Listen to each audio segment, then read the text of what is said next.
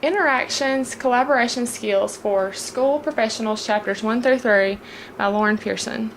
Chapter 1, we're going to discuss Foundations and Perspectives. Collaboration is a preferred approach in nearly any school situation, frequently used in casual conversation, and interpersonal collaboration is a style for direct interaction between at least two co-equal parties voluntarily engaged in shared decision making as they work toward a common goal. Some characteristics are it requires parity among participants, which parity is a relationship status in which each person's contribution to an interaction is equally valued. Each person has equal power in decision making. It is a fundamental to collaboration. Another characteristic is based on mutual goals. It depends on shared responsibility for participation in decision making. People share resources while collaborating. People who collaborate share accountability for outcomes. Emergent characteristics of collaboration. People who collaborate value this interpersonal style. Professionals who collaborate trust one another. A sense of community evolves when people collaborate. And collaboration, it can be difficult, but it can also be rewarding, especially when two teachers are working well together. Success in collaboration leads to increasingly positive beliefs and attitudes. Collaboration in a societal context. Societal trends, which is a valuable starting point, is a work area, and technology and human services are also societal trends. School collaboration, such as response to intervention, which is an alternative procedure for identifying students as having learning disabilities, and it also, response to intervention calls for a high degree of collaboration. Another school collaboration would be team teaching, blended teacher preparation, teacher-to-teacher collaboration, and peer collaboration. Special education collaboration is a subset of school collaboration and merits separate attention. By law, collaboration is required in special education services. The challenges of collaboration might be the school structure, professional socialization, power and relationship, and also we're going to discuss pragmatic issues. School leaders increasingly create school structures. Teachers should be aware of the companion needed to facilitate interactions among other professionals. And one of the challenges we talked about was professional socialization, which is school settings for collaboration and isolation may vary. Possibilities for forming positive relationships still exist even if you are in a school setting that is more isolated. Relationship and power. When you're collaborating with another teacher, power should be discussed. If an expectation for collaboration exists and there's not a balance in power, stress is likely to increase. Some pragmatic issues are time for collaborative planning, sharing essentials such as time, space, and materials. A framework for learning about collaboration. Here are several components: personal commitment, communication skills, interaction processes, programs and services, and also context. Complexity and subtlety of collaboration suggests that in order to learn to form effective partnerships with others, people should strive for complete understanding. Chapter 2, we're going to discuss interpersonal communication. These are the views of communication, which are linear view, interactional view, and transactional view. Linear view is a one-way process in which a sender constructs and transmits a message to a passive receiver who decodes it. Interactional view is a two-way process. A sender and receiver alternately exchange information. And the transactional view is where communicators are independent in that they co-construct shared meanings by continuously exchanging messages. Concepts reflected in the process of interpersonal communication. Interpersonal communication is a transactional process. Both communicators are simultaneously sending and receiving information, making it possible to distinguish the sender and receiver. Communication through multiple channels. And a channel is a medium throughout which messages are transmitted. Messages are typically either seen or heard, and also when you're sending single messages over multiple channels, it can strengthen the message. People create meaning. Words and nonverbal signals are given meaning by those who interpret them. People can interpret different words and different things different than what other people might. Interpreting messages often have barriers because there could be many possible points of view. Information or environment and noise in communication. Communicators exist in different environments, and the extent to which their environments differ can create a problem for interpretation. These are the principles of interpersonal communication. First one is interpersonal communication is unavoidable. Interpersonal communication is irreversible. And also interpersonal communication has both content and relational dimensions. And interpersonal communication effectiveness is learned.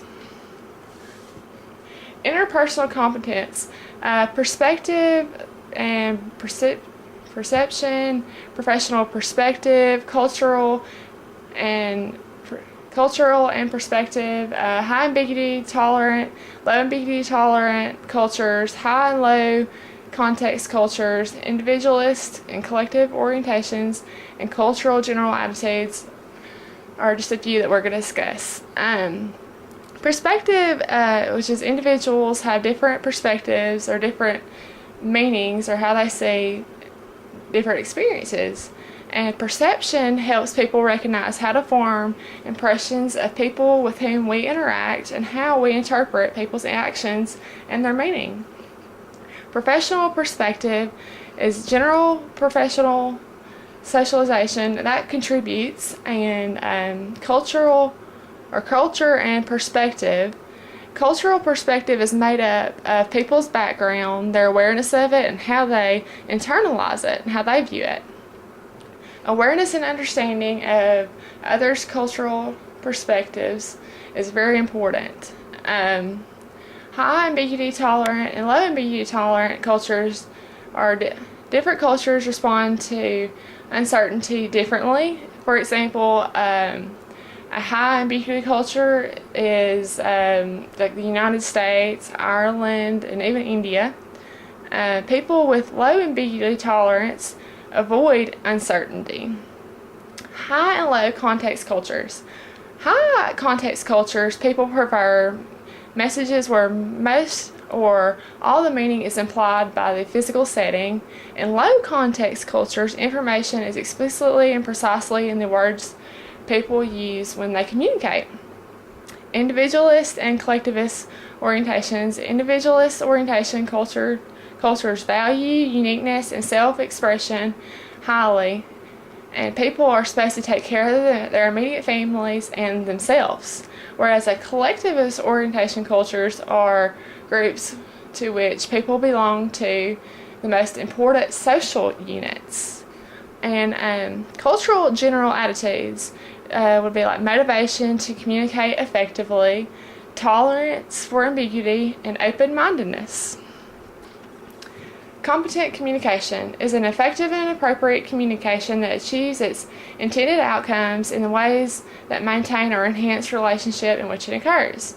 Effective communicator must be able to use different communication skills, which is highly important in teachers. It's important that we have good communication skills to be able to communicate with our peers and also the parents. Appropriately adapted communication is sensitive to context, goals, and uniqueness of communicators.